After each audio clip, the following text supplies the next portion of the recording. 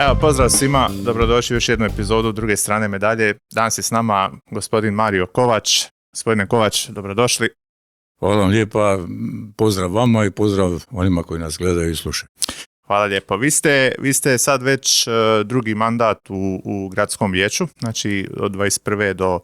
do danas, ali nije vam to prvi izlet u politiku, ajmo to nazvati tako. Kad ste vi bili prvi put u gradskom vijeću još? Je li to u 90-ima, ako ja dobro shvaćam? To je 93. Opa, to je dosta rano. To je možda jedan od prvih saziva, ako ne. To je prvi saziv baš prvi. Demokratski izabranog gradskog vijeća na slobodnim izborima i bila su 2 mandata za redom. Dakle, 93. 97. 97. 2000. Znači, to ste bili sa HSLS-om, je li tako? Da. Kako je izgledao da tada te sjednice vijeća, sad ste i friško i tada, koje su ovako, šta bi vi rekli, kakve su razlike? Pa, reću jednu stvar, zapravo se, HDZ ponašao i vijećnici HDZ-a jednako tada kao i danas. Dakle, nema baš puno javljanja, nema puno polemika, nema puno istupa. Uglavnom su oni funkcionirali na način da bi gradonačelnik, tada je to bio profesor Ante Šupuk, da bi on nešto predložio, tu bi se digle ruke. Mi kao opozicija, nas je bilo 5 HSLS-ovaca, mislim da su samo 2 SDP-ovca tad bili. Bilo je, mislim da su bila 2 zastupnika, 2 vijećnika HNS-a i mislim da su bila čak 2 vijećnika HSP-a. Koliko je bilo vijećnika sa skupa tada? 27, mislim da je. Znači oporba relativno mala. Ne, oporba, mi smo bili, i tad se gradonačelnik birao na sjednici vijeća. Aha, da. Dakle, nije bilo neposrednih izbora i tad ja sam imao tu čast da sam bio kandidat za gradonačelnika Šibenika u ime ujedinjene oporbe. Oporba je imala 1 glas manje u vijeću od HDZ-a i HSP-a i tako je profesor Ante Šupuk izabran za gradonačelnika. Te sjednice su bile dosta žive, mi smo bili mladi, nadobudni, nismo se jako dobro pripremali. Uglavnom, pazite, nije tu bilo ideoloških prijepora. Dakle, uglavnom smo se sporili oko projekata koje je tadašnja gradska vlast predlagala. Znači, sve je to bilo vrlo slično. Onda nakon toga ste išli u Sabor, to je negdje kraj 90. To je 3. siječnja 2000. godine. Aha, znači... 3. siječnja 2000. godine, ja sam bio 5. na listi, koalicijskoj listi tada HSLS-a SDP-a i tada nas je 6 ušlo u 9. izbornoj jedinici. Ušao sam i ja, ušao je profesor, mislim da nije više živ, Romano Meštrović kao 6. Vi ste bili sa gospodinom Glavašom i Burićem isto u tom HSLS-u. Oni isto bili zastupnici u gradskom vijeću. Doktor Glavaš jest, Željko Burić tad, 93. ne. Pa dobro, mislim, nemam razloga da ne bude iskren i otvoren.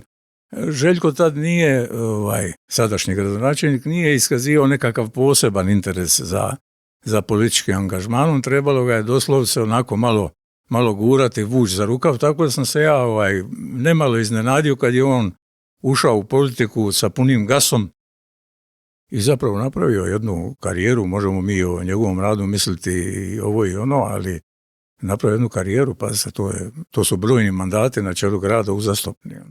Ali on nije bio toliko aktivan između tih HSLS dana i 2013. kad je došao na vlast. Pa ne.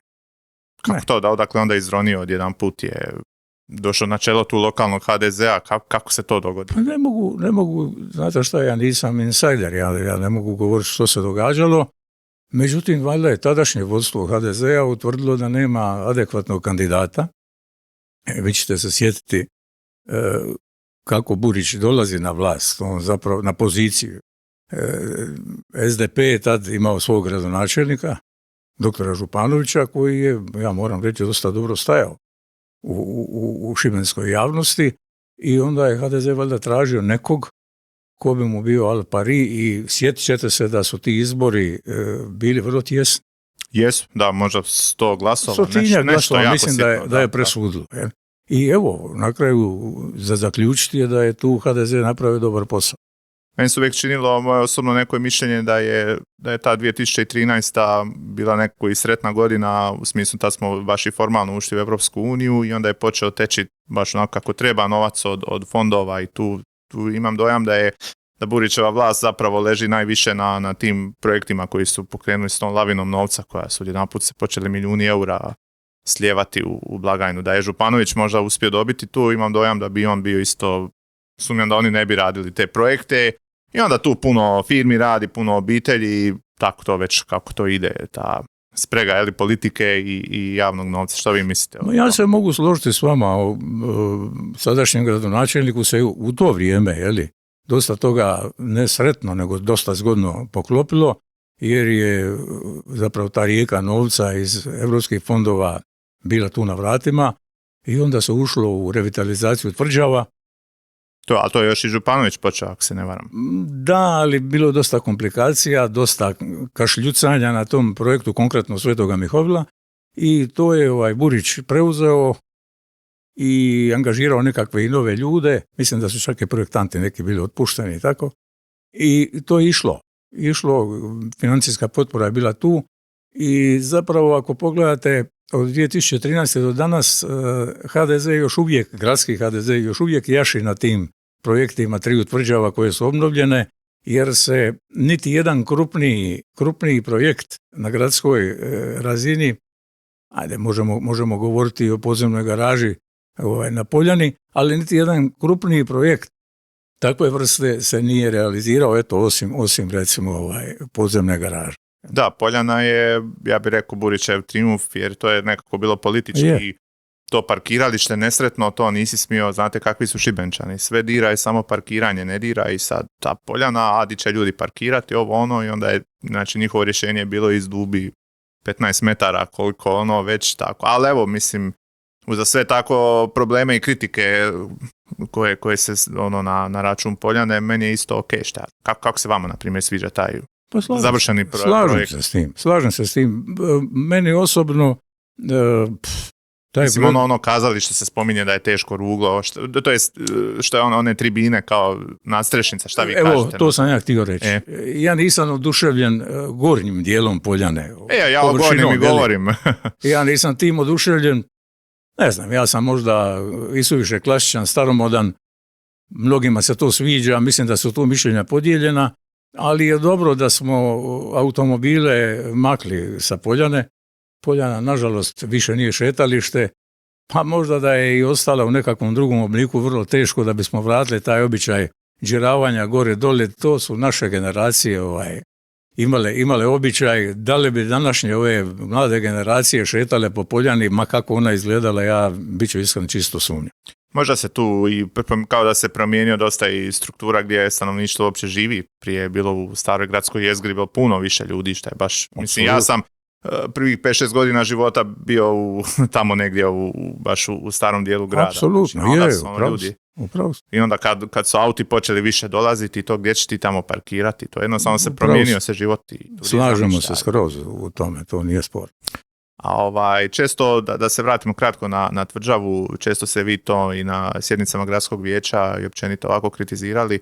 Mene, na primjer, boli šta je, mislim, 2016. 17. 18. ta tvrđava, ona je bila samodostatna. To je bila stvarno, znači, ništa iz gradskog proračuna, ako se ja ne varam, oni nisu dobivali, što je mislim, rijetka priča. To je stvarno sjajna priča. Međutim, to je krenulo nizbrdo negdje 2018. 19. otvorila se druga tvrđava, pa Arsen, pa treća tvrđava i to je sad, baš sam gledao, skoro 4% svih isplata iz gradske blagajne je 2025. otišlo. Mislim, to su javno dostupni podaci. Što vi mislite o tome? Meni je to osobno kriminal, kriminal u smislu užasno puno na samo jednu instituciju da 4% ode. Šta vi mislite? Uopće ta koncepcija stvaranja tvrtke, zapravo smo mi stvorili jednu tvrtku, Tvrđava kulture, koja danas broji 70 zaposlenih, što je impresivno, jeli? A to je tvrtka zapravo koja, kada pogledate financijska izvješća, ima negdje 6% sredstava iz samofinanciranja. Dakle, oni od svega onog što dobiju zamjetan novac, mislim da je negdje oko 5 milijuna eura sve skupa bio. Mislite na ove ulaznice i takve stvari? Ili? Ja govorim o njihovim prihodima. Dakle, od ulaznica, ne znam, najma prostora, čime se oni sve bave. Dakle, to je negdje nešto iznad 6%. Ja znam da dakle, institucije u kulturi se ne mogu i uglavnom se ne samo financiraju, jer to jednostavno nije komercijalna djelatnost. Ali u čitavom svijetu postoji jedna tendencija da se što više samo financiraju i takve institucije. Pa na zapadu čak se vodi računa da se i muzeji, izložbeni prostori, da se što više samo financiraju, što od ulaznica, što od promidžbenih nekakvih aktivnosti, što od najma prostora, suvenira i tako dalje, tako sad da ne nabrajam. Međutim, kod nas je to tako kako jest. Ja se sjećam da sam ja prije više mjeseci do duše problematizirao ovo i pitao zbog čega smo tu natrpali 70 ljudi i zbog čega toleriramo tu činjenicu da izdvajamo ogromna sredstva, a oni, evo ove godine, čak su im ti njihovi prihodi pali u odnosu na prošlogodišnje prihode. I onda sam dobio od Burića odgovor, mi stojimo iza tvrđave kulture, pa makar ne privedli niti jednu lipu, mi ćemo sve sami financirati. Dakle, ne znam čemu to. To je onda neka vrsta obsesije s tim. Ne znam zašto tako jedan baš poseban tretman tih ljudi, te institucije, ja ne kažem, vrlo vjerojatno i jest to tako, da ta institucija doprinosi stvaranju nekakvog imidža u promidžbenom smislu, da promoviraju naš grad kao turističko središte, ali da treba tamo nakupiti 70 ljudi, ja ću samo jednu paralelu povući. Recimo Vinoplod vinarija, koja je nažalost nestala, otišla u povijest, imala je 50 zaposlenih prije likvidacije. To je jedna firma za šibenske relacije vrlo ozbiljna. Dakle, kad povlačimo paralelu, onda vidimo da 70 ljudi je jako puno. A s druge strane, kad pogledate proračunske stavke, onda vidite da se tu uz svih tih 70 ljudi jako puno troši na outsourcing, na intelektualne usluge koje se plaćaju vanjskim suradnicima. Dakle, čitava ta situacija je pomalo konfuzna i vrlo slabo razumljiva. Da, ogromni su novci na kooperante, što kažete, i to baš. I stvarno, mislim, i opet, koliko to na kraju služi za Šibenčane, vi ste često kritizirali na izbor izvođača i to.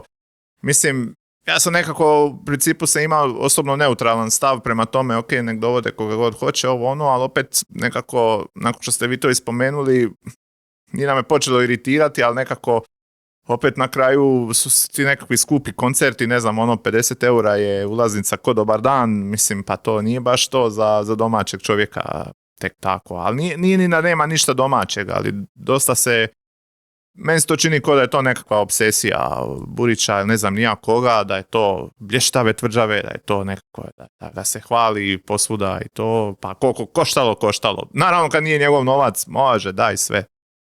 Mene smeta taj hinjeni elitizam, znate. Taj hinjeni elitizam, pa onda zapravo to i nije rađeno za prosječnog građanina Šibenika, koji vrlo teško može sebe priuštiti da on i supruga odu ili, ne znam, on i djevojka da odu na koncert koji će platiti 100 eura. Da, to je samo upad, gdje je još aktiš i piće koji je isto užasno skupo i tako. To nije primjereno našem standardu.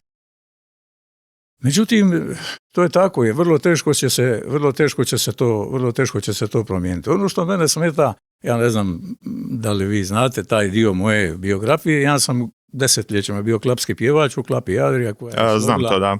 Kao jedna od boljih klapa u Dalmaciji i vrlo sam osjetljiv. Zalažem se za očuvanje te naše klapske baštine, jer šibenske klape su ostavile jedan izuzetno snažan pečat na dalmatinsku klapsku pjesmu i kad pogledate recimo na Mihovilu, ja se ne sjećam da smo imali cjelovečernji koncert jedne šibenske klape ili klape iz naše županije. Recimo mi danas imamo klapu Bunari dečki su stacionirani, oni su iz Vodica zapravo, ali to su naši dečki, mislim. Da, je to. Naša županija. Da. To je po meni, dopustit ćete mi da budem slobodan u ocjeni, to je po meni svjetska razina. To su ljudi koji ne pjevaju samo dalmatinske pjesme. Oni višeglasno izvode svjetske hitove, sakralnu glazbu. Dakle, to je vrijedno pokazati. Pa pokažite turistima što mi zapravo imamo. Pa nemojte mi dovoditi nekog odsvalog izvođača iz Velike Britanije gdje ćemo kartu platiti 50 ili 100 eura i to pokazati turistima. Pa pokažite ono što vam vrijedi. Ono što će ih ostaviti na, kako mi to kažemo, na paf. Ali ne, to je valjda priprosto, to je tako ognjištarski, to baš nije moderno, to nije otmjeno. I tu je ta nekakva vrlo čudna logika. Ja sam, kažem, alergičan na tu hinjenu elitu, elitizam, taj hinjeni. Ili čak možda, zašto ne jedno i drugo? Nek bude iz Britanije, sutra nek bude i Adria. Slažemo se. Koja god klapa. Slažemo se u tome. Slažemo se, ali čemu isključivo? Ali to dobro funkcionira. Znam da, taj PR dio, znam da neki ljudi, moji prijatelji iz Zagreba i to, a ime Šibenik se strašno digao ovo. Je, ali i cijela Hrvatska se, to je sad imalo i priča tih EU fondova i svega toga. Jasno. Tako da vide one dvije petlje, vide tvrđavu, čovječe, vama je tamo dobro, ok, ali ima život i više osim se voziš autom i ta tvrđava. Tako, hrpa drugih stvari zato šteka.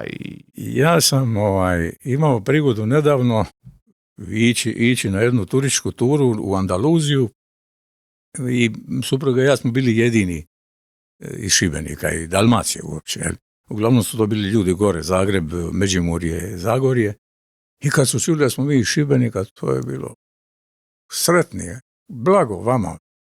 Pa uživate, pa Bog vam dao zdravlje, kako ste imali tu sreću, tu se roditi. I sad ja kao Šibenčanin naravno to podržavam. I mislim se upravo ovo što i vi govorite. Ljudi tu prođu, budu 5 dana, mi stvarno imamo što pokazati. Da, definitivno, ne kažem ja, mislim. I prirodnih ljepota. I onda sad, fascinira vas taj ulaz, jedan drugi u Šibenik, ulazi sa autocesta, gdje smo mi u prednosti u odnosu i na Split i na Zadar. I tako, i nešto te kulturne scene, koja ljeti nudi nekakve sadržaje.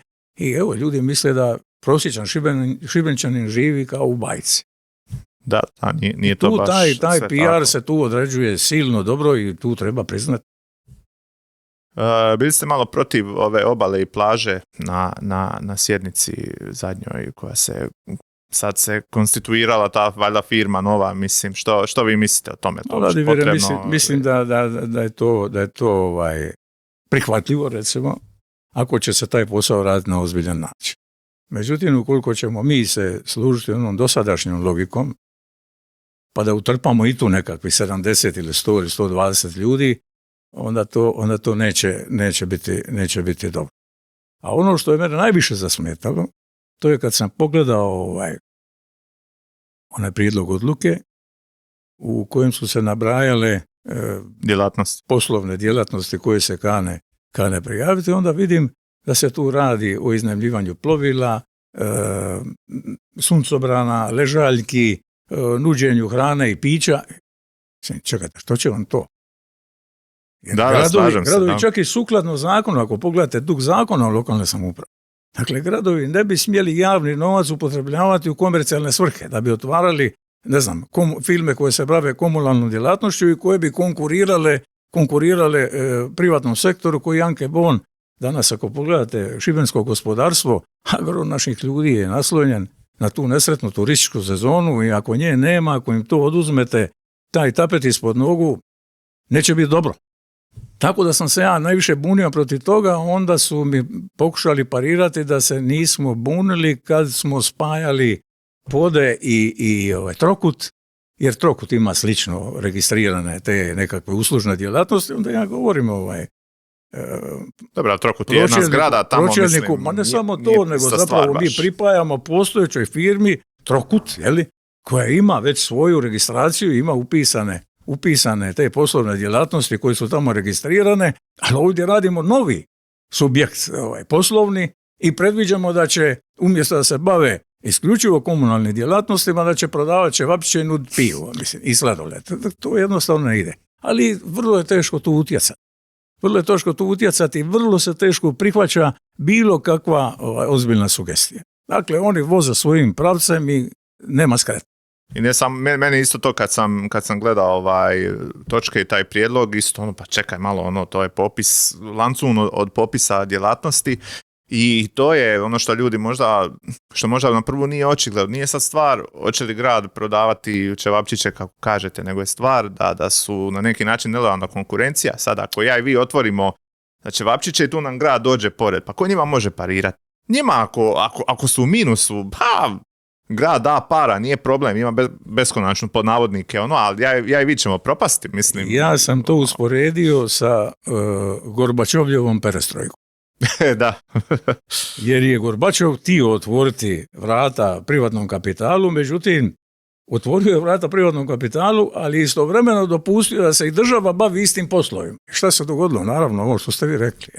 Dakle, vi ako riskirate, ulazite u poslovni poduhvat sa svojim novcem, ako upadnete u minus, vi svog žepa morate to nadoknaditi. Tako, ili ključ u bravo. A ovdje je državna tvrtka, ako upadne u minus, ide proračun, štancaju se novci i propala perestrojka. Da, svi slegnu ramenima, dobre, daćemo, tako da je mene je strah tih gospodarskih efekata otvaranja ovog našeg novog nekakvog privrednog subjekta. Ono što sam čuo nekako neslužbeno, ajmo reći nekim kanalima, da je cijela poanta te nove firme kao da se upravlja ovim kabinama na Jadri. To pošto ste spomenuli se da ste dosta na Jadri i šta vi mislite o tome, kao znači hoće srušiti ove kabine, izgraditi nove i onda će obala i plaže konačno da će se nekakav red uvesti u kao koncesije tih, to jest u iznajmljivanje tih. Šta vi mislite o tom projektu? Tu će biti, tu je moguće da će doći do različitih problema. Jer tvrtka koju grad osniva tek mora dobiti koncesiju. Jer su kabine na pomorskom javnom dobru. Tako je, da. Dakle, može se vrlo lako dogoditi da se pojavi nekakav interesent koji će dati bolju ponudu. Mislim da je to gospodin Baranović spomenuo baš. Vi se morate ponašati sukladno uvjetima natječaja. Dakle, vi morate dati posao onome ko da bolju ponudu. I šta ćemo onda? Hoćemo onda zatvarati ovu tvrtku, reći evo, pogriješili smo, nismo znali, bit će to jako nespretno, jako ružno. Na koncu konca tu će neki ljudi zaposliti. Šta ćete te ljude poslati na biro? Da, sve. Tako da to je dosta neizvjesna budućnost, a s druge strane, te kabine, koliko ja imam informaciju, nije namjera rušiti kabine, jer one mislim da čak imaju nekakvu zaštitu, nekakvo spomeničko praktički nasljeđe, što one doista i jesu, jer kad je datirao 1922. Da. 104 godine, i ne bi bilo tu ni vode, ni struje, ne bi bilo dakle uvođenja infrastrukture, one bi vrlo vjerojatno bile restaurirane, jer sad one čak predstavljaju po sudu mnogih i opasnost za zdravlje, oni koji to koriste. Jer se znalo dogoditi prije više godina da se uruši gore ploča, odnosno strop. Da, onaj ko se u to vrijeme nađe u kabini bi mogao gadno proći. Nije baš sve jedno. Neće to biti jednostavno i bit će interesantno gledati što će se tu uopće događati. Ja sam nekako shvatio prezentaciju Burića i Milete i njih da će se to sve sravniti sa zemljom i potpuno iste nove faksimilske kao kopije napraviti. Sad vi imate drugčiju informaciju? Ja imam drugčiju informaciju. Ne mogu potvrditi da sam ja u pravu, ni da ste vi u krivu. Što kažu naši Zagorci, bumo vidjeli. Kako vam se sviđa ono što je na Jadri napravljeno, ona nova riva i to? To jest onaj dio kod kafića? Bolje nego što je bilo, ali po meni previše betona. Previše betona, ali evo, ja plivam od tamo moga mula, ja sam prema Srimi, tamo među zadnjim tim kućicama, i onda svaki dan otplivam do onoga bazena, do Kose. Aha, da. Znate o čemu govorim? Da. I to je, evo, sad zadnjih dana, imate osjećaj da ste na Copacabani, mislim, to je čovjek na čovjeku. U moru teško možete plivati između njih. Dakle, evidentno su ljudi to prihvatili. Meni osobno kažem, možda malo, nego previše betona. Da. A recite mi, i o tome često pričate isto na vijeću, ako vi smatrate da grad Šibenik previše se razbacuje novcem, ovako općenito na svašta se stvarno troši, jer mislite da bi to trebalo malo suzbiti potrošnju ili je ok, ili kako vam se čini taj aspekt? A sama činjenica da gradska uprava grada koji je definitivno na 40.000 stanovnika, da gradska uprava, prema zadnjim mojim saznanjima, koja broji 125 zaposlenika, je ogromna gradska uprava. Dakle, to bi možda bilo, komparirajmo recimo London, Minhen, mi imamo gradsku upravu koja je nemjerljivo veća proporcionalno, shvaćam, u odnosu na te grad. London ima 8-9 milijuna stanovnika, koliko znam. Dakle, evidentno i tu smo dosta rasipni i vidim u zadnjem proračunu rastu troškovi za financiranje gradske uprave, mislim nekakvih 11% je bio porast. Djelimice je to razumljivo jer je išlo je ovo povećanje plaća za državne javne službenike, pa onda vezano uz to i plaće ovdje gradskih službenika su podignute, ali imate i druge vrste troškova koje su rasle. Dakle, oni se tu, moram to reći, prilično komodno osjećaju i nemaju straha jednostavno da će uslijediti nekakve velike kritike od strane javnosti, a posebice medija. Da, dobro, baš sam mislio iduću temu otvoriti medija, baš sam imam podatke, na to se onako dosta troši. Šta vi mislite, evo, na primjer, 2021. je bilo 200.000 eura potrošeno na PR, da bi to do 2025. došlo do 326.000. I negdje otprilike trećina tog novca ide za ovih par lokalnih medija.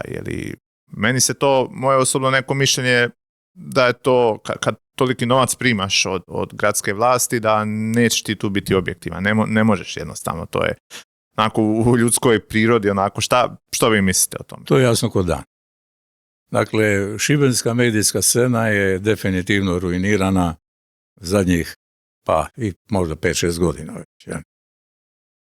Ja moram izraziti svoje negodovanje da mi kao jedan, ozbiljan, relativno veliki grad, možda među, 10 ili 12 najvećih gradova u Hrvatskoj, da nemamo lokalnu televiziju.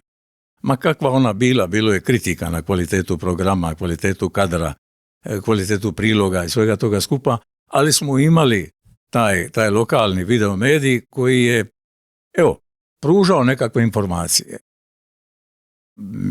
Dobro, ne mogu reći mi stariji, mada i ja sad već spadam u stariju populaciju, ali ja se sjećam da je, recimo, moj otac ovisio o televizijskom programu. Da, i vrlo rado je gledao šibensku televiziju, mada je grinta, kako je to, on zna reći, kupusni list i tako, ali je to bila naša televizija koja je davala nekakve informacije, informirala građane. Danas toga više ne.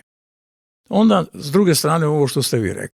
Vi ako primite gro sredstava iz gradskog proračuna, nemojmo se šaliti, vi ne možete biti potpuno realni i ne možete biti ni otvoreni, ne možete reći čak niti ono što mislite.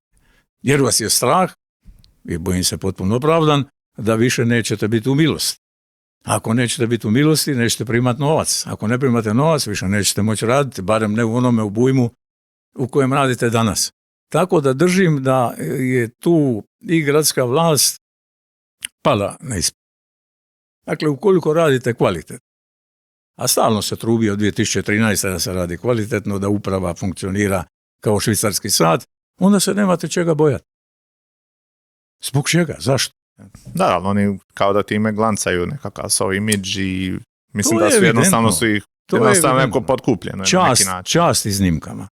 Nema ih puno, čast iznimkama koji imaju petlju napisati, reći, dati nekakvu primjedbu, ali gro te scene je jednostavno prepariran.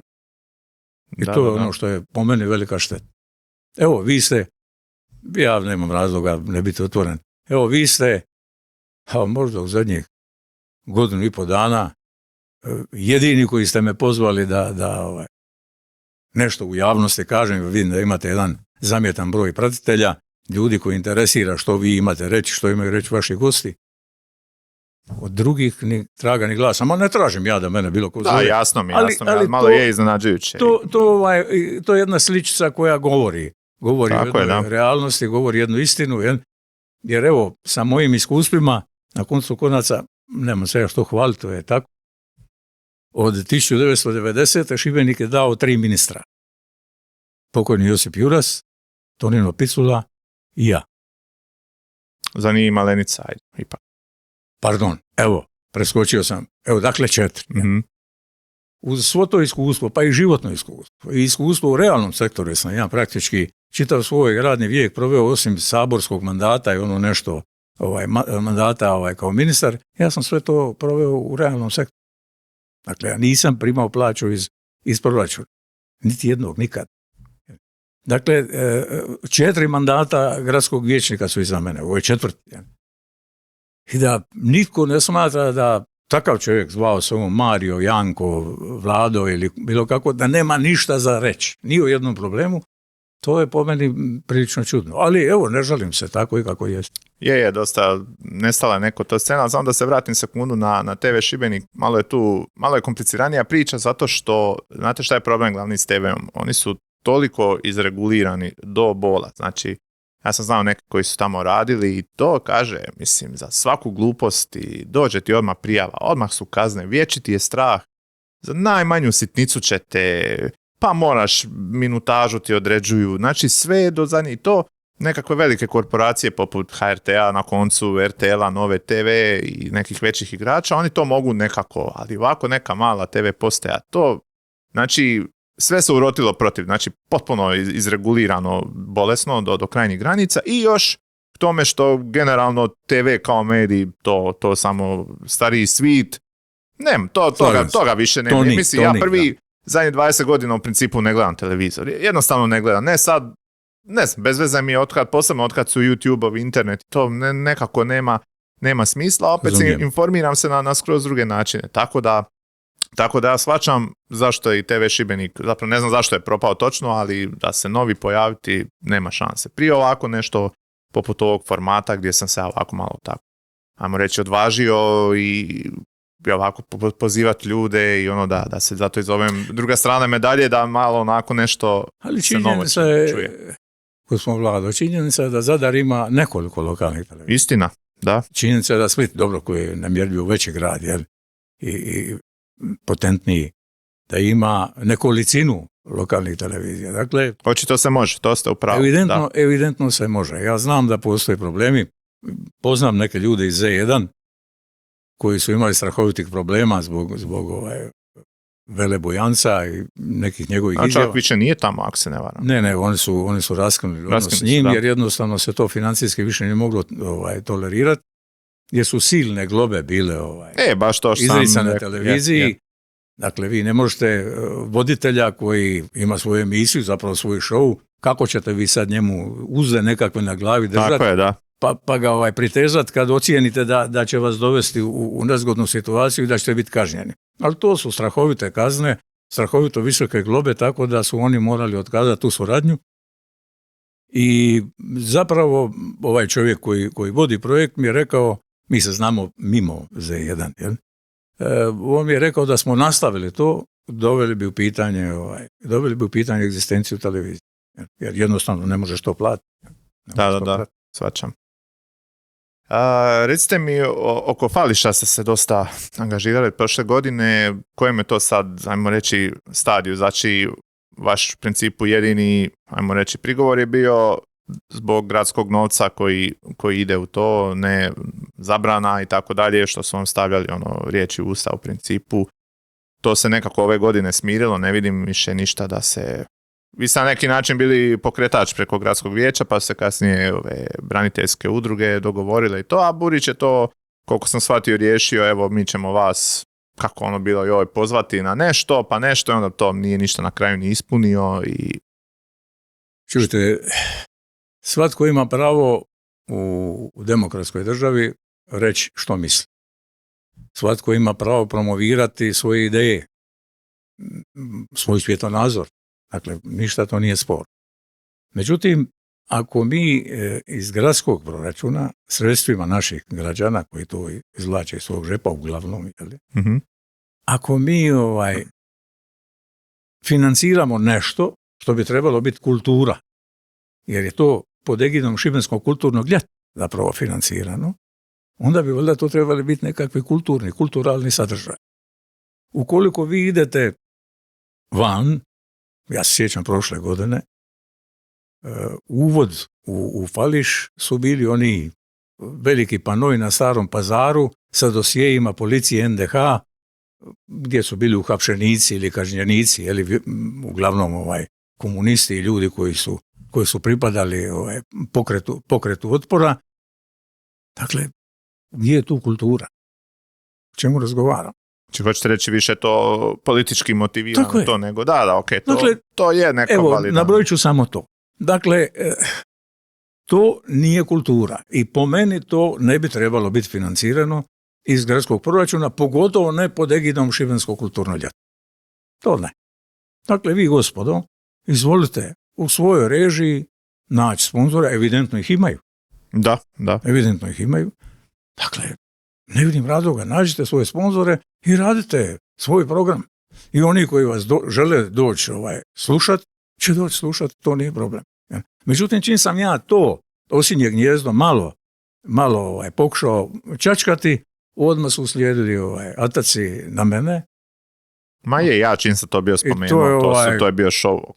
To su bili osobne uvrede, osobno podcjenjivanje, ljudi koji mene uopće ne poznaju, tako da sam recimo od strane gospodina Imamovića u novinama doživio kvalifikaciju koja me podsjetila na onog francuskog pisca koji je bio antisemit poznati, Celine, koji je govorio prije rata i za vrijeme Drugog svjetskog rata kako se Židov sastoji od 15% drskosti i 85% praznine. Oni su mene osudili da sam potpuno prazan, dakle niti drzak nisam.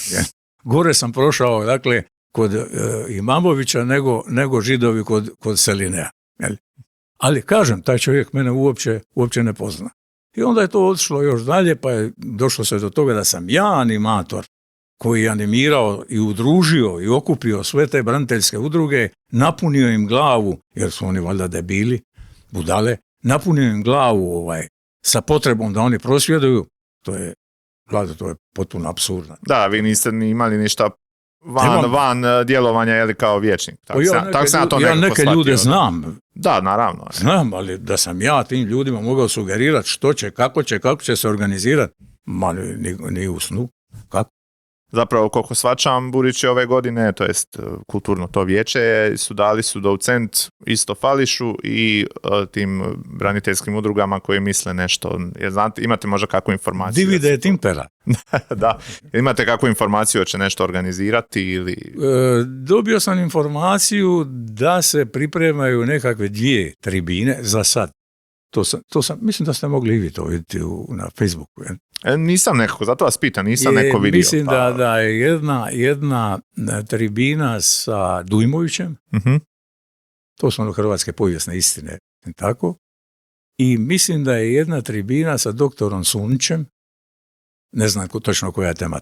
Dakle, 2 te tribine su dogovorene, s tim da sam isto tako iz medija vidio da oni kane organizirati i nekakve okrugle stolove vezano uz događanja u Domovinskom ratu, pa i obilaske nekih značajnijih lokacija gdje su se događale bitke u Domovinskom ratu i tako. To je ono što sam ja uspio saznati, s tim da bi ta manifestacija, opet kažem iz medija, trebala trajati znatno dulje od samoga Fališa koji mislim traje 3 dana. Da, 2-3 dana. Šta mislite, je li Buriću naštetilo išta politički prošle godine sve to, jer dosta se tu ovako uzburkalo strasti, pa... Znate što ću vam reći? Vlado Gotovac pokojni je jednom prigodom, to je bila već faza kad je on bio razočaran politiku, rekao da je velika šteta što je naš narod koji je iskazao izuzetnu hrabrost u Domovinskom ratu, da je velika šteta što je naš narod politički zapad. I što zapravo ne prati, to se događa. Tako da ispada da ga ništa ne smeta. Da, ali se radi se jednostavno o tome, a pogledajte Šibenik. Evo sad se dogodila ova po meni velika afera sa prodajom ovoga zemljišta dolje kod Ere, kod kamenoloma u Njivicama, Igoru Maliju, za jednu popularnu cijenu. I to je po meni jedna relativno ozbiljna afera. Šta se tu dogodilo? Jeste šta upućeni u to? Zapravo nisam uspio baš shvatiti šta se tu događa. Ministarstvo je spomenutom gospodinu prodalo zemljište u vlasništvu države. Ja interpretiram ono što sam čuo i pročitao, dakle moguće da i ja griješim, za jednu iznimno popularnu cijenu koja je puno višestruko manja nego što je to cijena koju je deklarirao vještak koji je procjenjivao vrijednost tog zemljišta u korist i za račun županije. I sad, ako se tu radi novi rotor, onda će se dogoditi čudo da će ista država koja je za male pare, simbolične iznose, prodala to zemljište privatnom poduzetniku, sutra od njega to otkupljivati vrlo vjerojatno po višestruko višoj vrijednosti. Pa to zvuči malo kao skandalčić nekakav. Zvuči kao jedan solidan i ozbiljan skandal. Ali to našu javnost puno ne tangira. I onda ovi mediji koje smo malo prije spomenuli, vrlo slabo i vrlo oprezno o tome uopće zbore. Dakle, u jednoj zreloj demokraciji gdje imate doista slobodne medije koji nisu financijski ovisni, to bi bio cirkus. Da, to bi se pisalo. To bi bilo na sve trube bi se trubilo. Na primjer, indeks ne navijam ja ni na čiju stranu, ni za čiju stranu, niti ja želim napasti privatnog poduzetnika o kom se radi. Ali je činjenica da je to sumnjivo. Našim ljudima to ne smije. Indeks je malo implicirao tu i gradonačelnika Burića da su i njegovi tu tereni u igri, ali to mi nakon izgledalo mi to neko tanko. Mislim da je to nategnuto, tu se radi o nekakvom nasljedstvu obiteljskom, mislim čak njegove supruge gdje su znači slučajnosti valjda ipak. Zemljište, sad tu vući mak na konac, to stvarno nema smisla. I koliko svača mjera tu dosta sudski osporava sve da ćemo sad ne znam ili oteti, ne znam, to njihov teren, tamo gdje ima onaj dio za logistiku, parkiralište i to ili... Tu mi neke stvari baš nisu posve bistre. Vidim da je zastupnik Mosta Kujundžić održao jedan tako dosta ozbiljan govor gdje je branio interese ere. Ali moram priznati, nisam razumio imovinsko-pravnu situaciju oko tog terena, tog poduzetnika koji posluje kroz eru, ali vidim da je on zabrinut za svoju poslovnu budućnost i za tih 40 radnih mjesta koje on spominje. Ne bih htio ulaziti u detalje jer mi je malo to mi je malo mutno, ta imovinsko-pravna situacija vezana uz eru. Jer Mileta kaže, baš na zadnjoj sjednici, mi smo njima, omogućit ćemo im bolji ulaz, Miletina neka strana je da je sve savršeno, tako da... Uvijek je to tako. da, uvijek je neko s jedne i druge strane. Mi nikad nemamo ozbiljan problem. Mi ćemo sve riješiti, ali rješavamo to na način, vi ako pratite medijske istupe vodećih ljudi gradske uprave, vi uvijek imate buduće vrijeme. Dakle, svi ti nekakvi značajni pomaci u prostoru, ti značajni projekti, sve je to u futuru. Napravit ćemo ono. Dakle, nema sadašnjeg vremena. Napravili smo, gotovo je, tu je iza ugla. Evo, to je to. I to pali. To dosta dobro prolazi. Evidentno dobro prolazi. Što, isto ste malo kritizirali određene firme koje vječno dobivaju natječaje, a vječno kasne s rokovima. Što vam se od toga čini? Poslušajte, to je po meni posve apsurd. Sada evo knjižnica kasni koliko već sad, godinu dana. Navodno je gotova, sad se čisti. A ja sam čuo da su bile nekakve ogromne štete iznutra. I prošli, jeste čuli? A da, sada neko ništa ne bez argumenata tu izlaziti. To je baš rekla kazala. Činjenično je činjenica da se ko zna kad otvori. Dramatično se kasno. I mi imamo jedan interesantan sindrom, a to je da u svakom periodu od recimo 4-5 godina imate, ja ih zovem tako, dvorske tvrtke, dvorske izvođače. To su u ovom slučaju ove dvije o kojima sam govorio, koje su na svim projektima koje su radile u zadnje vrijeme dramatično kasno. Vi imate mogućnost u Zakonu o javnoj nabavi, članak 254, dakle ukoliko vam stvar ću uprostiti, parafrazirati, ukoliko vam izvođač radova permanentno kasnije izigrava ugovorne obveze, morate s njime sklapati dopunske sporazume, pa onda to opet vrlo vjerojatno i povisuje cijenu, vi imate pravo reći, gospodo, oprostite, ali mi vašu ponudu nećemo uzeti u obzir. Toga kod nas ne. I onda se dogodilo to zadnji put, mislim da je to na vijeću bilo kad sam ja problematizirao to zbog čega mi izabiremo uvijek one tvrtke koje kasne, koje ne ispunjavaju ugovor na vrijeme, što nema drugih. Onda je dogradonačelnik rekao, ma je, znate, kasne i svi su manje više, ajme majko, rijetki su dobri, ali evo mi nemamo drugog izbora nego uzeti te. Ja se s tim ne mogu složiti. Da, mislite da ima i drugih na tržištu koji... Apsolutno. Ne morate vi uzeti, mislim, bolje je ako možete zaposliti ljude iz Šibenika ili iz županije. Ali ukoliko vas ti izigravaju, pa vam kasne godinu i po dana. Da, nema ni to smisla. Pogledajte ovo sa mini gradnjom dolje, koja je napravila cirkus sa terminalom. To je treba biti 2024. gotovo. na ljeto. Eto, i tu naši mediji, ovakvi kakvi jesu, vrlo slabo i plašljivo tu i tamo nešto tu i tamo dometnu. To je nacionalna sramota.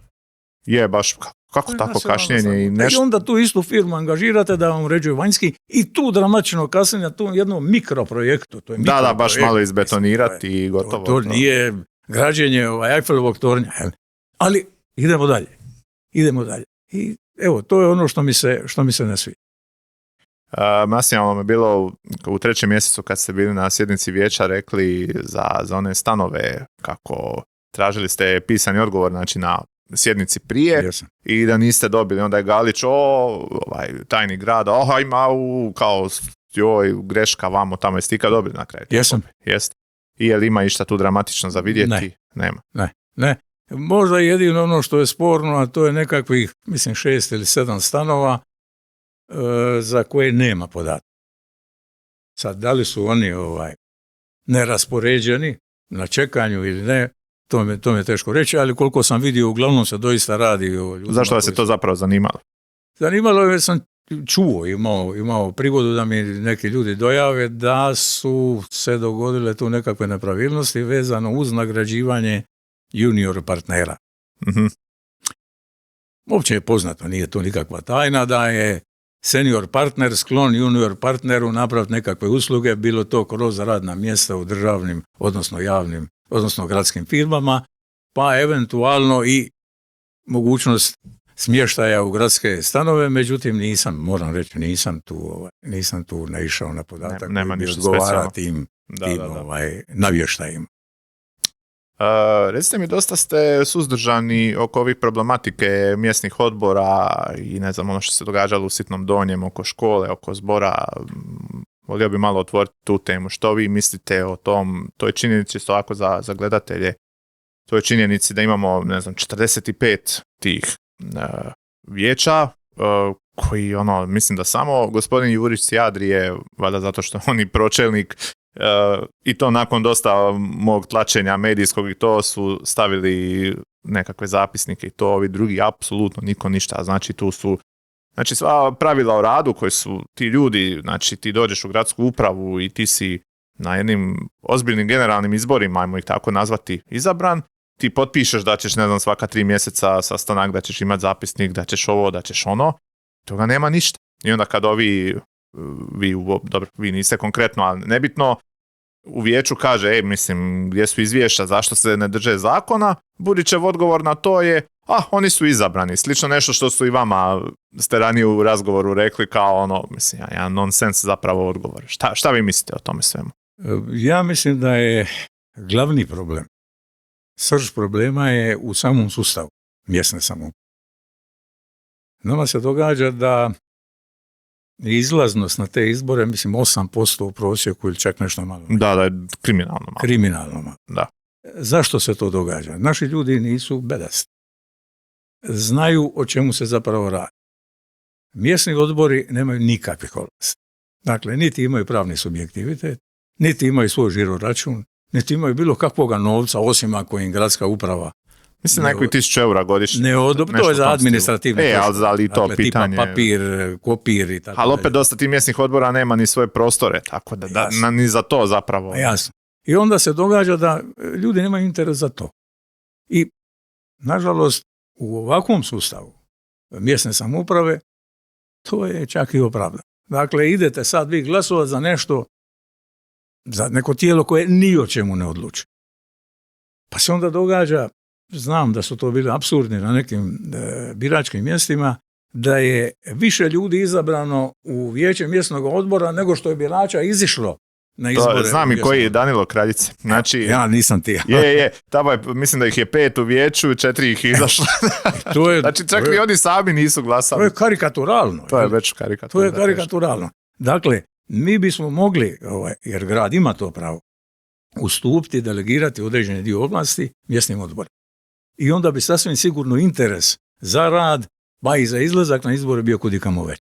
Mislim da je Osijek, recimo, to mi pada sad na pamet, prenio dio ovlasti na mjesne odbore i gradske četvrti vezano uz davanje u zakup neizgrađenog građevinskog zemljišta. Još neke stvari. Onda recimo imate gradove koji izdvoje u proračunu određeni dio sredstava po svakom mjesnom odboru, pa vi, gospodo, vaše vijeće neka odluči u što će i na koji način će ta sredstva potrošiti. Kod nas vi imate sustav da vi kao vijeće mjesnog odbora možete gradskoj upravi predložiti neki projekt. Hoće li ona to prihvatiti, odobriti ili neće, to je njena stvar.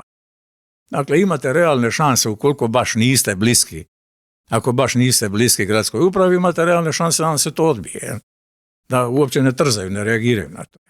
I to je ta priča. Dakle, tu se mora sustavno nešto promijeniti. Ja nikad nisam sklon, što naš gradonačelnik u zadnje vrijeme radi. Ja nikad nisam sklon osuđivati građane. Građani se ponašaju, u principu, u pravilu, ponašaju se racionalno. Ali nisu građani krivi što ovi ne rade ono što su potpisali. Zapravo ja sam više s nekakve te legalističke strane. Znači, ne znam, sad vi dobijete kaznu od ne znam nijakoga, od komunalnih redara, a to se mora platiti, tu je zakon, vamo tamo. Ali ovo je nekako zakon, to nema veze, mislim, to mi nekako, ja shvaćam da nemaju ovlasti, shvaćam da je malo zainteresiranost, ali to mi nekako ne opravdava, znači imaš Slažemo se. Cijeli jedan ogroman sektor gdje apsolutno ništa ne rade. Mislim, slažemo se. Pa to, i onda napravi nešto. Ajmo nekakvu reformu napravi. Mislim, treba stvarno 45. Po meni je ovo rješenje. Dakle, ajmo pokušati sjesti i ajmo pokušati delegirati neke ovlasti. Ne morate im dati ovlast da grade mostove i nebodere. Ali pokušajte im delegirati nekakve ovlasti koje bi njima bile vrlo značajne za njihovu tamo životnu sredinu. Tako je, i onda ćete zainteresirati i birače, a i ljude koji rade u mjesnim odborima. I mislim da se trebaju malo konsolidirati ti, na primjer, najgori primjer je mjesni odbor Podine, oni imaju 20 ljudi tamo prijavljeno općenito. Znači, to moja zgrada ima daleko, mislim, uopće smiješno uopće smiješno za govoriti, dok imamo, ne znam, dakle smo ja i vi, gradski četvrt Vidici, ne znam, valjda 10.000, ne znam, pretjerao sam valjda, ali opet znači, to su takvi nekakvi apsurdi. Pa je. Znači, trebali bi te sve male pospajati, malo nekakve već okrupiti, malo da ih je, ne znam, nije 45, ova ih je, ne znam, 20, šta ja znam, Baldekin ima 3 komada, zašto su 3? Grebaštica, ja mislim, gornja, donja, ma šta vi radite? To vam je, Vladimire, problem koji ide od vrha države. Mislim, mi imamo, 550 jedinica lokalne samouprave. Da, bolestan broj, baš ali bolestan. To je prvenstveno zbog nekakvog političkog interesa. Udovoljit ćete svakom svome čovjeku koji bi želio biti nekakav mali gazda u nekoj svojoj maloj općini. I onda što smo dobili? Mislim da nismo dobili dobar rezultat. Ima tu i tamo dobrih primjera gdje su doista neke te male sredine, uvjetno rečeno, procvjetale, prosperirale, jer su bile marginalizirane dok su bile u okviru nekih drugih većih jedinica lokalne samouprave, ali u pravilu mislim da taj sustav ne hoda kako treba i tu bi također trebalo ići na okrupnjavanje. Dakle, od jedinica lokalne samouprave pa sve do mjesnih odbora. tu zapravo Vijeće grada Šibenika određuje, pretpostavljam, te granice. Apsolutno. Da. Kad je uopće ovaj ustroj usvojen, jel znate? Ne mogu se sjetiti. Niti to, da. A to je moguće da to već desetljećima. Mislim da traje već dugo. Ja se ne mogu sjetiti te odluke. A kako su prije su to zvali mjesne zajednice? Kako je to izgledalo kad ste vi u 90-ima bili? Je li uopće bio nekakav mjesni? Ja se sjećam kao dijete, mjesna zajednica je bio nekakav pojam nečeg. Ne pojam kao nešto super, nego kako bi rekao, nekakav entitet, ali tad je to možda nisu na izborima se birani, nego ja gradsko sam tad vijeće. bio mlad, politički apsolutno neiskusan, ali evo, koliko se sjećam, onda su ti mjesne zajednice, onda su čak imale svoj subjektivitet, mislim da su imale žiro račun, pa raspolagale s nekakvim sredstvima, nemojte me hvatiti za riječ, toliko se mogu sjetiti, ipak je prošlo puno, 36 godina prošlo od toga, ili 37, jel? Tako da mislim da su imale nešto širo. Međutim, sad tu se uvlačimo onda u ovu problematiku jednopartijskog sustava, postavljanja ljudi, odlaska u komitet da bi odobrili bilo koji najmanji pomak, bilo koju najmanju odluku ili prijedlog. Tako da, evo, koliko je to bilo u ovom organizacijskom smislu, institucionalnom smislu bolje, toliko je bio taj problem partijske discipline, demokratskog centralizma, tako se to zove. To gospodin Kljajić i nešto SDP-a i to dosta guraju, to ćete ih podržati kad bude idući put na neki Ja način. sam im dao potpis za tematsku sjednicu. Zašto se ne bi raspravljalo? Jer ja sam kanio ovo što vama govorim. Ja sam kanio ponovo. Zar nije bilo da ste bili na putu tad ili kako? Bio sam vani, ja. Aha, ali ste ih podržali?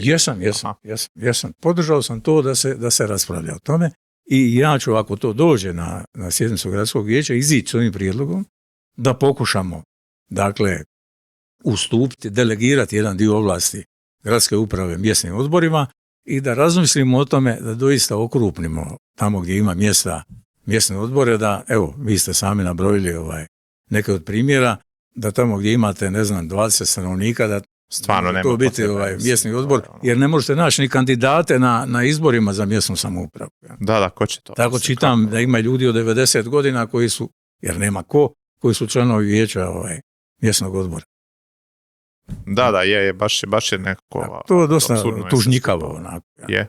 Evo. A zašto mislite da se gradska vlast ne želi s tim baviti? Oni zapravo to sve odmahuju na te sve probleme koji se već gomilaju. Zašto ne da im se sad tu neku reformu raditi? Ili smatraju da će se puno ljudi zamjeriti ili ko zna što? Mislim da je tu na tapetu načelo što manje političke štete. Mm-hmm. Dakle, rađe trpim da mi tamo 5 vijećnika prigovara, nego da ja sad ulazim pa pravim cirkuse, prekrajam granice, pa ću se zamjeriti Janku, Marku, Frani, pa neće mi glasovat sutra za mene, pravit će mi probleme, onda bolje ovako. A kroz naše ove ispeglane medije to prolazi kako prolazi i evo, stvar dobro izgleda. Ali opet nekako imam dojam da će oni glasati za, posebno u tim takozvanim ruralnim dijelovima, glasaju za HDZ što god da je, tako da ponekad se i pitam koliko bi tu štete bilo kad ovi gazde kažu bit će tako i tako, ima i to. Svi slegnu ramenima i opet zaokruže što treba. To vam je ova Gotovčeva teza o zapuštenosti naših ljudi. I imate još jednu interesantnu stvar, a ja to srećem gotovo na svakom koraku. Gdje su ljudi nezadovoljni, ozbiljni ljudi. Nezadovoljni, grintaju, meni sugeriraju, reci im ovo, reci im ono, vamte, namte. A da ja govorim, pa imaš svake 4 godine imaš kemijsku olovku zaokružen. A znaš, mali mi radi u gradskom parkingu. Ako da će dobiti otkaz, ako zaokružiš nešto drugo. To su ludo. Onda nema kako ćemo razgovarati? Da, je. Evo, ali to su naši ljudi. A ponekad bi nije jasan taj strah, posebno kad nisi na nekoj rukovodećoj poziciji, to pa ko će te dirati? Da si sad i promijeni vlast, što naplaćuje parking će dobiti otkaz, mislim, kako uopće on ima veze? Mislim, to mi uopće, malo mi je to ridikulozno. To je vrlo teško ljudima objasniti. To je takav jedan iskonski strah. ne znam. Možda strah promjene ili mnogi su zapravo, pogotovo zbiljniji koji su, ajde, u mojim godinama ili stariji, koji su prošli onaj sustav. Jel? Onda se love toga straha od nekakvog političkog zamjeranja, pa to preslikavaju na ovo vrijeme, mada je prošlo. Ali izbori su tajni. 37 godina, ko zna za koga svi glasovali. Jel? Tako da to je, kažem, evo, mi smo mlada demokracija. Imamo još puno, ja mislim, za učiti. U usporedbi sa, recimo, Velikom Britanijom, odnosno Engleskom, jeli, od Magne Karte tamo u 13. stoljeću imamo mi puno toga za naučiti. A da, mi smo tek 35-6 godina stari, to je vanko dosta. Apsolutno. Da, stvarno, ja i preko stranice onako i to pokušavam ljude animirati, ono što ste rekli da niko ne prati, ali evo, na primjer, sad ovaj eksperiment sa zadnjom sjednicom, sigurno ste to primijetili, dosta sam ovih isječaka stavim onako titlove, da je to onako malo privlačno, skratim možda, tako da ne bude predugo, tipa skreše malo pitanje i tako dalje i to se, mogu vam reći, jako puno gledalo. To mi je drago za vidjeti, zato što, ne znam, 10.000 pregleda, to je, i to, znači Facebook drži analize, tipa video ima, ne znam, napamet 12.000 pregleda, njih 25% je pogledalo sve. Tipa sve 3 minute. O, čovječe, pa to je po meni odlično. Tako da, kako ne? Tako da mislim da to vrijedi. Do sad je to nekako bilo jako tajno, nakon što kažete, ispeglani mediji to ispeglaju, možda će koje onako iz aktualca pitanje ovo ono, ali kad to ljudi sami na Facebooku im iskoči tako nekako atraktivno i to, onda i pogledaju. Neka gledaju šta kaže Mileta, šta kaže Burić, šta kažete vi, drugi oporbeni vijećnici. Ja tu velike razlike sad, stavim ja i Burića i sve. Neka svi vi lijepo izađete na vidjelo i neka ljudi su informirani. I to ja mislim da to ima nekakvog uspjeha onako sad. Čujte, vi ste jedan od rijetkih, ajde da ću vam kompliment, tih nekakvih prozora kroz koje može proviriti oporba u medijsku šibensku javnost. Evo, tako to sad izgleda. Ja se nadam da će to uskoro promijeniti. Ja se isto nadam, ne mogu ja sam, nisam u ovome profesionalno. Ovo je jasno mi je sve, ali je situacija takva. Je, očajno, zato se ja i trudim jer vidim da nema ništa drugog. To očaj živi, mislim, baš je očaj. Mogli bi malo o spalionici smeća ili energana, kako to isto peglaju, nasmijalo me ono što ste rekli za Gdański, da je to bilo poprište napada i to sve, da su baš su tamo išli u Poljsku. Što vi kažete na to? Gledali ste isto one promo, da ne kažem, režimske sadržaje, nekako, jer to sve, imam dojam, jako se prezentira, to je savršenstvo, to je magija, to će nam sve naše probleme riješiti. Dok kad ja istražujem, nisam toliko a priori protiv samog tog postrojenja, ali prvo smeta mi što oni tu planiraju, ne znam, iz cijele Dalmacije, iz BiH, da su da uvoziti smeće i tu. Ajde, to samo šibensko smeće koje se rješavamo, to je šta Bikarac hendla i još to, kako vam je to sad fazi? Još uvijek čekamo kao to izvješće. U lipnju je trebala biti gotova, to je Podrug rekao, trebala biti gotova studija utjecaj na okoliš. Evo, hvala dragom Bogu, danas je debelo sredina srpnja. Nema još ništa. Informacija ne. Međutim, ovo što ste vi rekli, to je jedna tako nesmiljena propaganda, agitprop 1 u korist te spalionice, da me to, čini me nemirnim. Dakle, vi presuđujete, pucate penal prije nego što je utakmica počela. I evo sad, ja sam na tome i temeljio svoj prigovor, ova delegacija koja je išla u Gdańsk. Ona je navodno išla na intenciju i koga su uopće tu pozvali sad? Jesu vas pozvali? Valjda im nekakva finska tvrtka ili nekakav gospodin koji radi za finsku tvrtku, ja citiram ono što je u medijima rekao Podrug.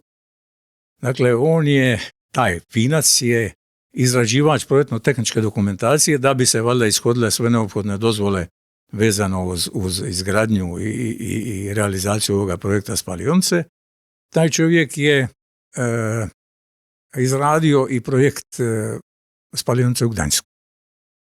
I on preporučuje, pazite, i to javno, jasno i glasno kaže Podrug, on preporučuje gradu Šibeniku da koriste istu tu tehnologiju koja se koristi u Gdańsku, da se to koristi u Šibeniku, a on je onaj koji izrađuje projektno-tehničku dokumentaciju i on predlaže rješenja.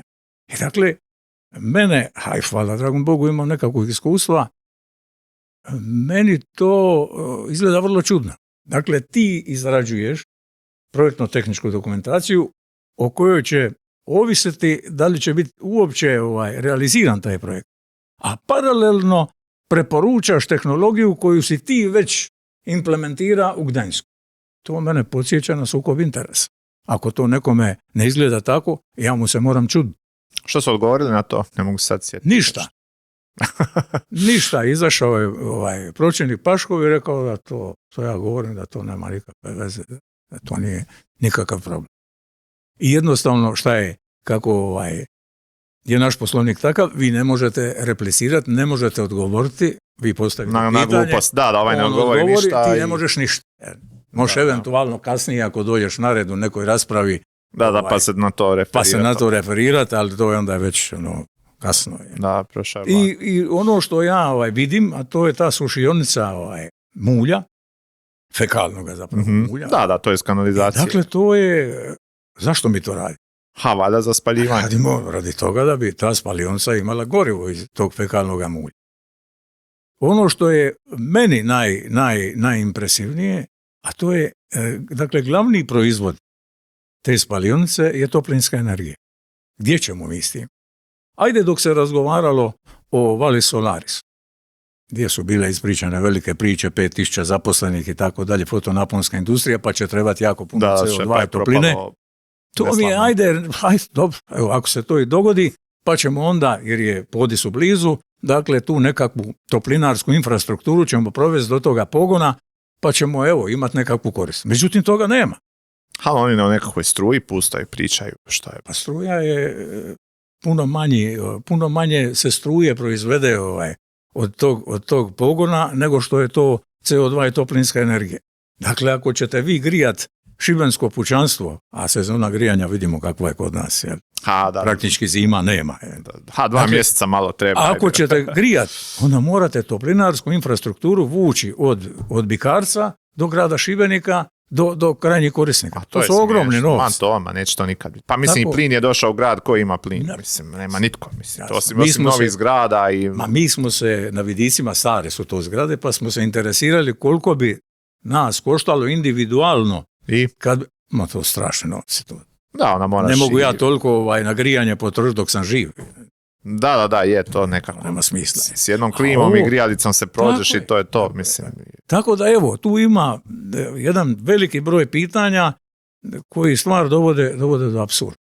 Još je pitanje što kad se to spaljuje, ne znam, nekakva trećina te mase ostaje, što je dosta otrovna ta šljaka. U nijednom od tih promidžbenih tako videa nitko to ne spominje. Mi uopće nemamo deponije, za to spominje se nekakva Njemačka. Rudnici soli. Rudnici soli nekakvi napušteni, šta znam, ali koliko će to koštati onda za prebaciti tam? Puste te nekakve 100,000 tona. To su ogromni troškovi. Sve u takvoj jednoj magli neviđenoj, jednoj neozbiljnoj, to mi je gospodin Vukorepa mi je spominjao kad je bio na nekom tamo u vijećnici, pitao jednostavno pitanje, ok, a ko će neko upravljati s tom, ko će biti vlasnik? Zrikavci. Nemaju oni pojma, ništa. Znači, ti ideš u tako ozbiljan projekt i ti ništa ne znaš. Pardon, jeste li vidjeli koji je sustav upravljanja u Gdansku? Na što mislite? Sustav upravljanja sa spalionicom. Ne mogu se upravlja francuska tvrtka. Aha. A lokalna samouprava ili država, sad nisam siguran, plaća francuskoj tvrtki za vođenje pogona. Dakle, vrlo vjerojatno bi se to dogodilo i ovdje. Sljedeće pitanje. Dakle, ako će to smeće, otpad ili kako ćemo ga nazvati, ako će dolaziti iz Splita, ako će dolaziti iz Like, ako će dolaziti iz Zadra, ako će dolaziti čak iz Bosne i Hercegovine neke spominje. Dakle, to su konvoji smeća. To su konvoji smeća koji će ići našim prometnicama ovdje. Čak su i nešto govorili vlak produžiti do poda. Pitam se zašto. Sad odjednom, nakon 100 godina, nova pruga zbog toga, ali moguće. Dakle, to su konvoji. S druge strane, da li se evo konkretno, da li se gradu Splitu isplati? Ima tolike troškove, jer to treba platiti. Taj prijevoz treba platiti. Trebate platiti cestarnu na koncu kona. Tako je, da. I da li će se nama, ovo što smo malo prije spomenuli, da li će se nama isplatiti tu šljaku, taj pepeo, voziti u Njemačku i pohranjivati. Sve se to plaća, dakle, nije to ništa besplatno. Niko pro bono nama to neće plaćati. Da, naravno, to su kakvi troškovi. Evo, tog opasnog tereta i... Ja sam kako sad stvari stoji, ukoliko me neko ne uvjeri u suprotno, ja sam oštro protiv toga i mislim da ukoliko gradska vlast obznani da treba ići u taj projekt i da će ići u taj projekt, mislim da je zrelo da građani na referendumu odluče da li to žele ili ne žele.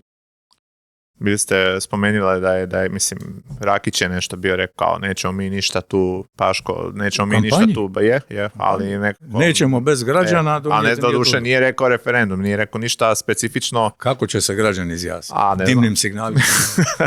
Da. Jedini način je da raspišete referendum i gospoda to mogu napraviti bez problema. Mislite li da je to neke vanjske sile, ajmo reći, na nekim višim nivoima to nama zapravo guraju ili su ovi tu naši tutleci sad odjednom probudili i mi hoćemo spalionicu? Vi ćete se možda sjetiti one tematske sjednice koji sam, na moju inicijativu išla tematska sjednica u supotpis oporbenih vijećnika, bio je tu profesor Dobrović koji je da, sjećam se. Jedan od najvećih autoriteta ovdje na našim prostorima za tu problematiku. Vidjet ćete, možete se sjetiti kakva je bila reakcija. Došao je Budiša koji je bio potpredsjednik fonda državnoga, iznajmili su uslugu jednoga doktora ekologije, mislim, on je Slovenac porijeklom, ali koji je poznat po tome, nek mi Bog oprosti, da dolazi za honorar braniti pozicije aktualnih političkih garnitura. To je rat. Na kraju ja sam izašao vani potpuno šokiran oštrinom rasprava, pokušajem diskvalifikacija, konkretno profesora Dobrovića, koji je jedan mirni čovjek koji izlaže na tako jedan miran način, nema rezona da sad neko poludi i hoće se fizički obračunavati s njim. Čak je skoro do toga došlo kad smo izlazili van iz dvorane dole u Arsa. A je li? Da. Čovječe. Tako da ja sam vidio da je to njima vrlo važno i da vjerojatno naša lokalna samouprava nije sama u tom. Nije sama. Možda i to netko gura, neko moćniji. Veliki to interes. I to je biznis. To je lobby strahovit. Je. To je strahovit lobby.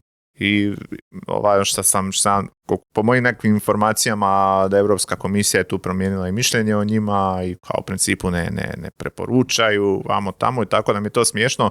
Na zalasku te tehnologije, evo ga, dolazi u Šibenik. A Miša, ti šta se sad događa? Mislim, taj dio mi je malo ovako komičan. Pa možda je baš indikativno ovo što ste vi spomenuli. Dakle, ako Brisel kaže da to baš nije preporučivo, a nekome treba prodati tu tehnologiju koja se više neće koristiti. Onda mi smo se dokazali kao ti koji kupili smo autobuse dizelaše koje više niko ne kupuje.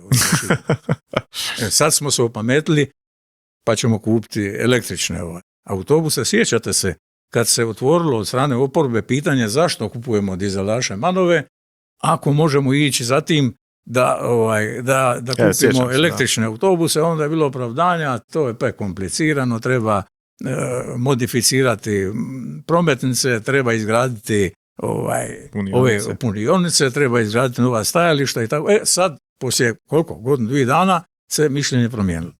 Dakle, evo, ne želim ja nikoga optuživati, ali činjenica je, nismo mi sami od tih malih zemalja u Europskoj uniji, gdje kad, Europska unija je biznis. To svi znamo. Dakle, kad treba se riješiti nekakve tehnologije koju nekome treba utopiti, onda će mali valjda poslušati. Pa će se to lako će se to progurati i puno je Daj tu, Bože da griješim ja. Da, i puno je tu državnog novca, mislim nekih raznih subvencija. To je jednostavno big business. Je. Valjda su doslovno na karti onako neko, viš mogli bi tu, ko je tu, se tu kontaktiralo. I ovdje nema otpora. Mislim, ali karikira malo, ali sumnjam da je... Ovdje nema otpora. Toga, da. Nema otpora. Da. Mi nismo, recimo, pravili probleme niti za Lečev. i tu prije 2 godine sam održao konferenciju za novinare sa profesorom Dobrovićem i nekim volonterima iz Splita. Mislim, to je dramatična opasnost od ugrožavanja podzemnih pitkih voda za našu županiju. Niko zuba nije objelio. Da. Dapače, sa područja Splitske županije razne udruge se bune, prave prosvjede, pišu gore, dolje, pišu čak i u Brisel. Kod nas nikom ništa. A mi smo ti koji će biti glavni na udaru. Recite mi kako vam stranka stoji nakon onog velikog raskola sa Domovinskim pokretom i to, kako je sad situacija u Dominu?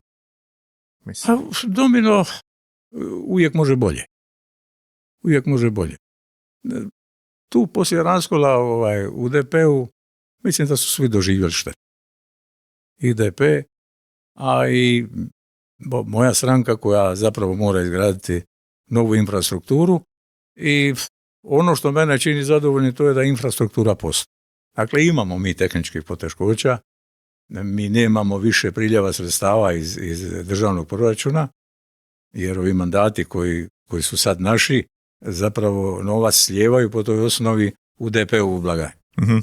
Tako da ostvarili smo relativno dobre rezultate, sva sreća na lokalnim izborima, pa nešto tu sredstava dođe u našu blagajnu, međutim imamo problem u velikom broju, jer je velik, malo prije smo rekli ima 550 jedinica lokalne samouprave, vi ne možete svugdje ostvariti tehničke preduvjete za kvalitetan rad. Recimo u Šibeniku bi nama, ja radim na tome, u Šibeniku bi nama trebao jedan ured, ne treba nam 500 kvadrata, ali treba nekakav ured gdje ćete sazvati konferenciju za novinare, gdje će sjesti s nekim porazgovarati, pa ne možete u kafiću za stolom gdje vas svi slušaju. Da, je, nekako nema smisla. Razgovarati, ali to košta. To košta. Da. Šibenik je isto tako dosta skup, tako ti najmovi su dosta skupi, plus režije, to su troškovi koje nije lako podnijeti, ali se nadam da ćemo to riješiti. I što je najvažnije, mi nemamo unutarnjih sporenja. Da li mislite da se može na nekim budućim izborima ostvariti suradnja sa drugim desnim strankama? Mislim da. Mosta i samog tog Domovinskog pokreta, ili mislite da s njima više neće ići? Nisam ja ovlašten. Nema, jasno, ali čisto vaše mišljenje. Ali nikad ne recite nikad. Nikad ne recite nikad.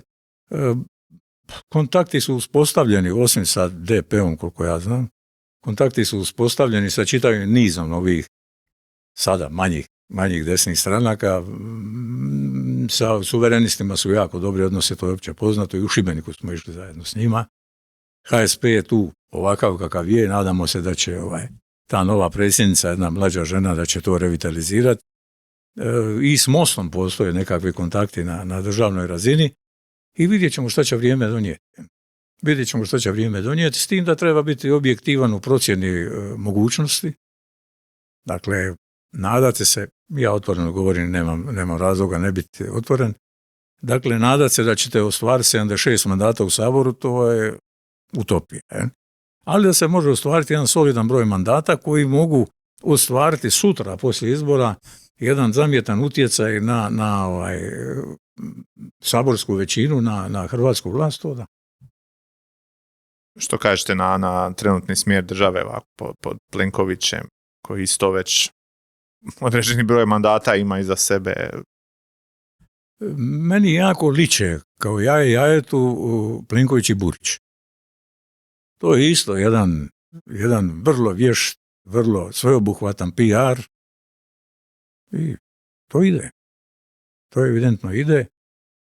Vezali smo se uz Brisel kao dosta poslušni, dosta, ja to kažem, marni sluge. Istina Bog. Ne možemo mi njima ni reći ne. Istina Bog, mi smo tu dosta novca uprihodili, napravili, izveli nekakve infrastrukturne projekte koje sami vrlo teško da bismo mogli izvesti.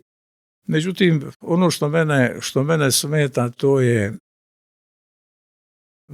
jedan loš, mlak odnos prema položaju Hrvata u Bosni i Hercegovini, što je nama vrlo važno. jer sutra neka se dogodi nekakvo zlo tamo, u to zlo ćemo htjeli mi ili ne biti i mi uvučeni. Dakle, mislim da bi tu trebalo biti malo odlučniji, ne malo, nego dosta odlučniji prema međunarodnoj zajednici u ostvarivanju prava naših sunarodnjaka u Bosni i Hercegovini, koji je tamo, nažalost, sve manje i manje.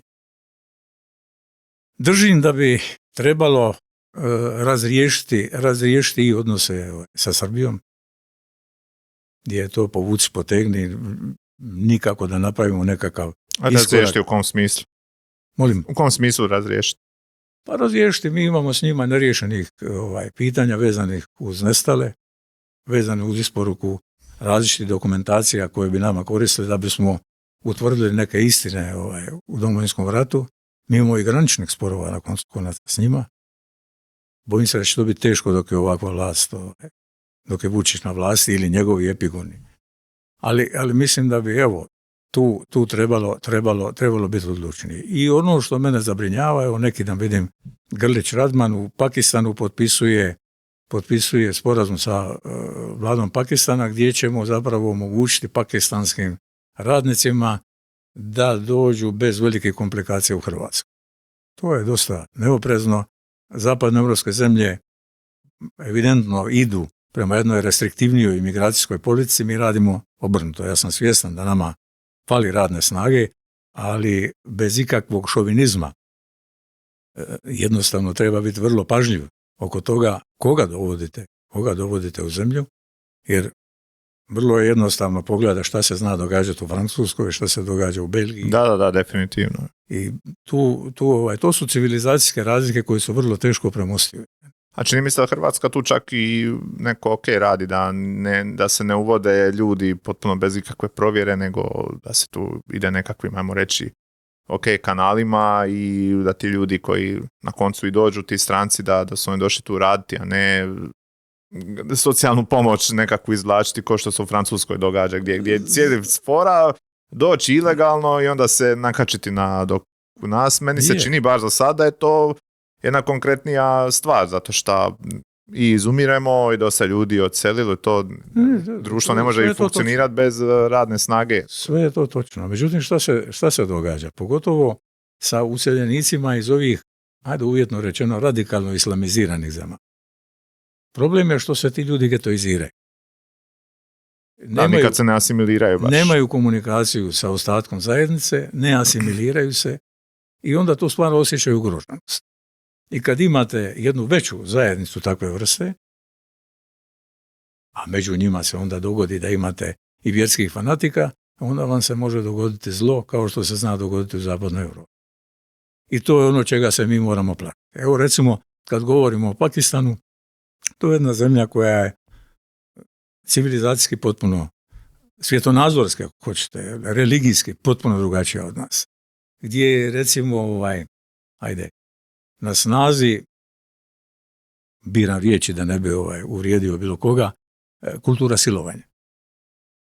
Dakle, to je zemlja u kojoj, kad se dogodi tako nešto, onda javnost više tereti žrtvu silovanja nego počiniti. Žene su manje vrijedne. I to je ono na što treba paziti. Ne možete vi mišljenje tog čovjeka, stav tog čovjeka kad ga dovedete ovdje, pogotovo ako to bude veća zajednica, veći broj ljudi, ne možete to preko noći promijeniti. I to je ona opasnost o kojoj treba razmišljati. To je opasnost o kojoj treba razmišljati. Možda za kraj bi vas pitao da na idućim izborima osvojite vlast, budete, mislim, svaki put se zadnje 2 puta ste se za gradonačelnika, ne znam, evo, recimo, izabrao vas, imate većinu u vijeću, kojim bi smjerom, što bi u Šibeniku drugčije napravili, ili bi promijenili smjer u nekim stvarima, ili koji bi bili nekakvi potez?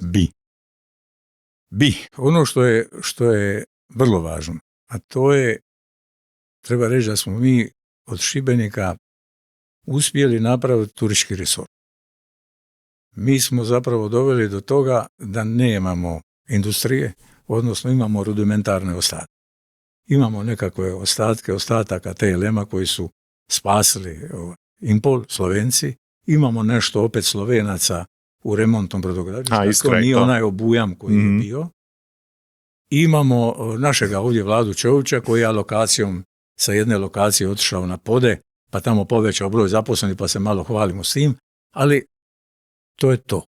Dakle, nama, ukoliko mi doživimo jednu ili dvije loše turističke sezone, mi ćemo imati strahovit problem.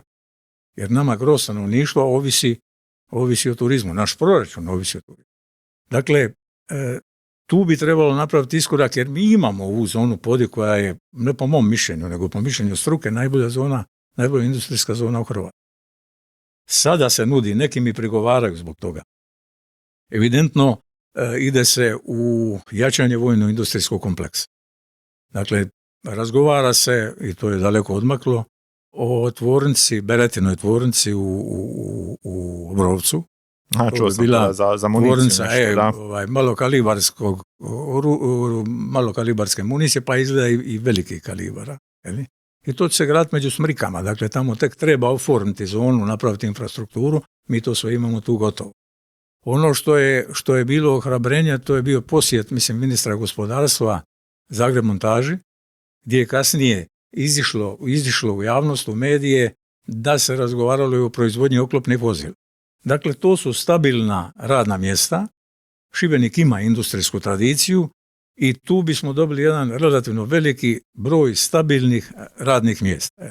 Nama je to neophodno, ne možete sva jaja staviti u jednu košu. Dakle, nek se, ne daj Bože, u Bosni dogodi bilo kakav sigurnosni incident, bilo kakvo sigurnosno iščešenje, vi od turizma više nećete imati ništa. Da, jako smo blizu. Tako da je to veliki ljudi problem. Pogledaju na karti, to je tu odmah. To je tu. To je 3 prsta daleko. Mislim, ja tako gledam, sam nešto mislio bio ići još prije ovo u Palestini i to, mislim, tamo u tu regiju, mada nema šanse.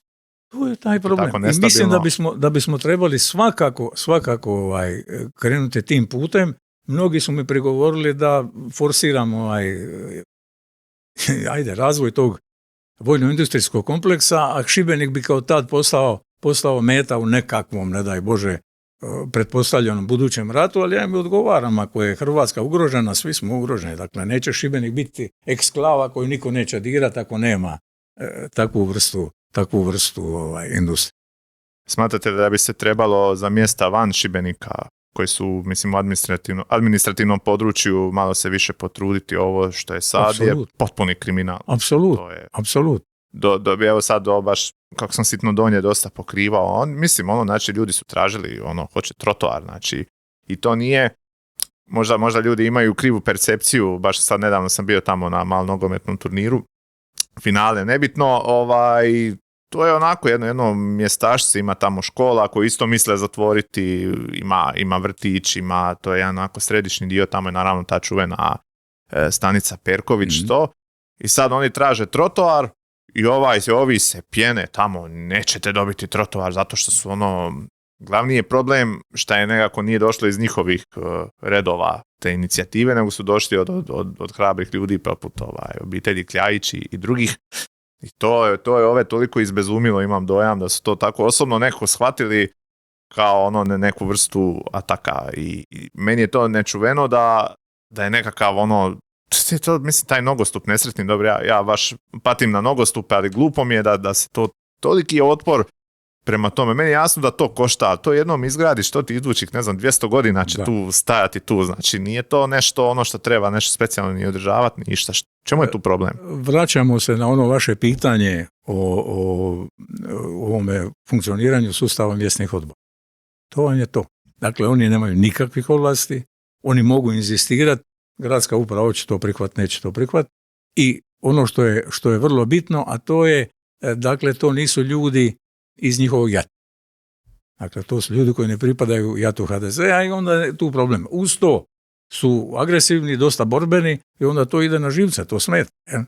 Sad. Da, ako njima damo, ajme meno će nam sam onda ovi sjetiti, oni sjetiti, svi će sad titi trotoare. Praviti nam probleme, onda evo, ajde njih ćemo tu izolirati i gotovo. To je. Ali rješenje je u ovome da taj sustav pokušamo promijeniti. A i možda opet se vraćamo problem na zašto bi oni zapravo išta ulagali u ta sela dok god imaju tako premoćno glasova. Ima i to. Mislim, i to ima logike. Jer zato jedini razlog zašto valjda u Šibeniku se nešto kao i trude to infrastrukturno i tako, jer je to ipak arena za glasove malo jače. Najviše, da. Zapravo jedina gdje ima nekako. Najviše, da. Su zanimljivo kako su ta sela i mjesta van grada koja najmanje dobivaju ičega, i pozornosti, i novca, i ulaganja, ne znam, napravim dječje igralište, to i tamo, mislim, ja sam skroz za to, super, mislim, svaka čast, ali ne može to stati na tome i onda idućih 15 godina ne taknuti.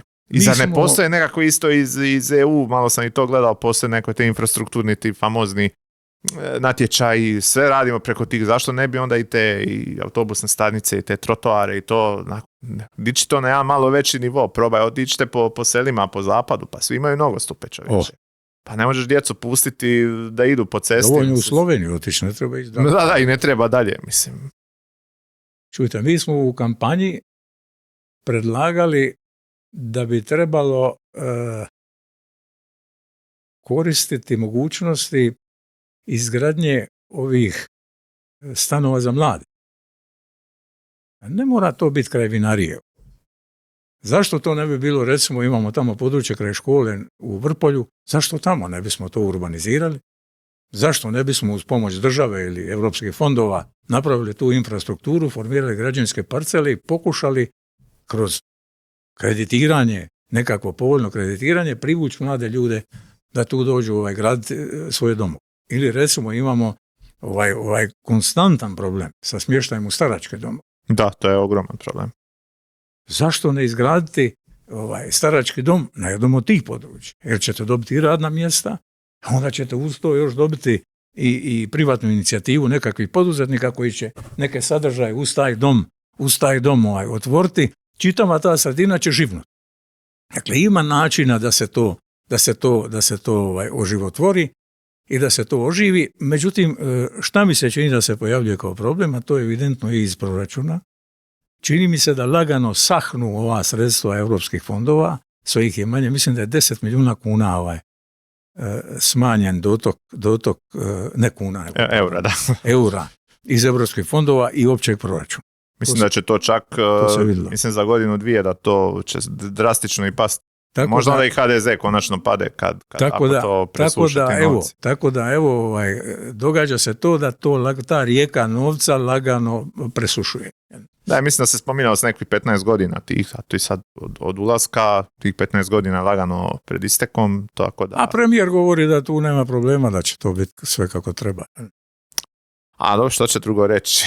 Neće reći za paničare, sigurno. Premijer i naš gradonačelnik su slični, da. Kao jaje tu su slični, podsjećaju mi jedan na drugog. Sve je izvrsno, sve je ružičasto, ništa ne brinite, nema nikakvih problema. I uglavnom govorimo o budućnosti.